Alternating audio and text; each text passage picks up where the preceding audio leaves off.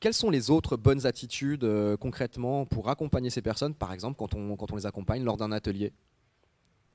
En tant que professionnel, est-ce que vous avez des combines, des petits tips à nous donner, des attitudes qui vous habitent au quotidien? Alors, je parlais de positivisme tout à l'heure. C'est évident qu'on va essayer de non pas pointer du doigt les risques, hein, ça semble logique, mais plutôt au contraire que chaque personne, notamment par l'entraide dans le groupe, c'est tellement fort.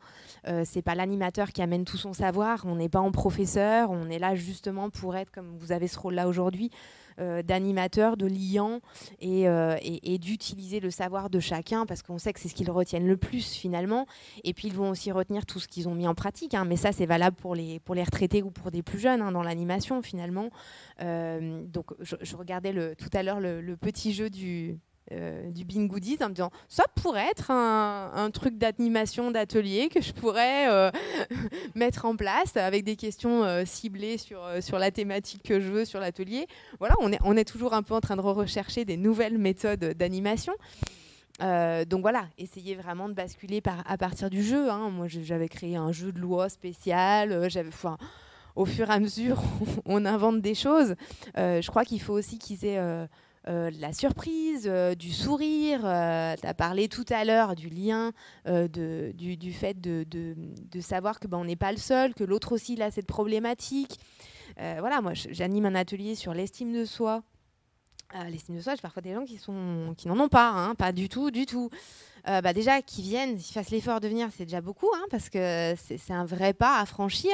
Donc parler d'eux-mêmes dans un groupe, c'est pas donné, c'est pas gagné au départ. Et je vous assure qu'à la fin, ils ont tous parlé, ils ont tous évoqué des choses importantes. Comment on leur donne la parole à ces gens-là? C'est justement ça, c'est en passant par des outils finalement, par des jeux, ouais, c'est ce qui me vient le plus en tête. C'est s'adapter aussi dans le groupe à chaque personnalité. Enfin, c'est l'accueil qu'on leur réserve quand ils arrivent, c'est l'importance qu'on peut leur donner. Enfin, c'est vraiment s'adapter à chaque personnalité. Et nous, les groupes, on ne monte pas au-delà de 8 personnes parce que pour que justement chacun puisse, on parlait de la place de chacun, c'est que chacun puisse s'exprimer. Et parfois, dans certains groupes, on a des personnes qui prennent un peu plus de place, qui ont un peu plus de facilité à s'exprimer. C'est laisser faire, mais aussi de savoir limiter pour que d'autres qui sont beaucoup plus en retrait puissent aussi s'exprimer. Nous, on travaille, ils arrivent, les patients arrivent, enfin, on leur donne à leur arrivée un classeur avec des documents qui est à chaque atelier, les documents, enfin, le classeur est complété.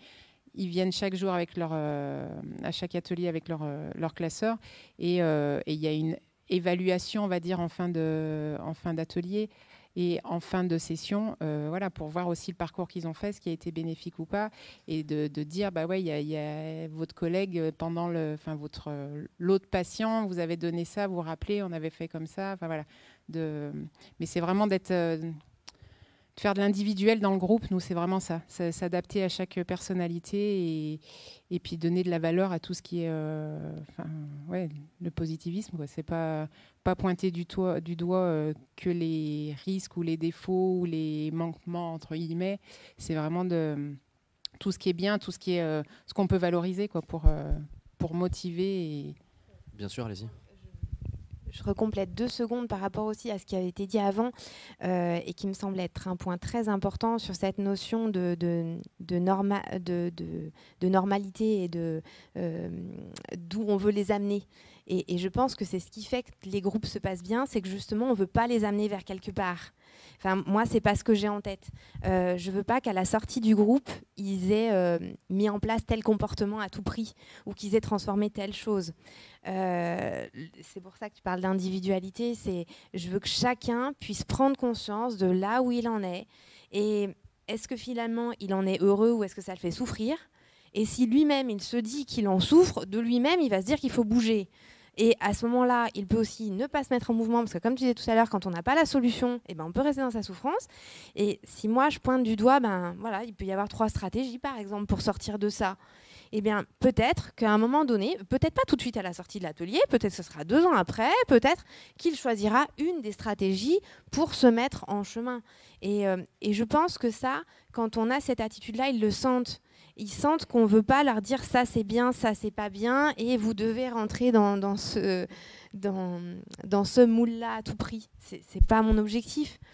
Ce qu'on veut, c'est que la personne soit dans le bien-être, y compris de manière mobile, physique. Mais si elle ne le souhaite pas du tout, qu'elle n'en est pas là, ben elle n'en est pas là.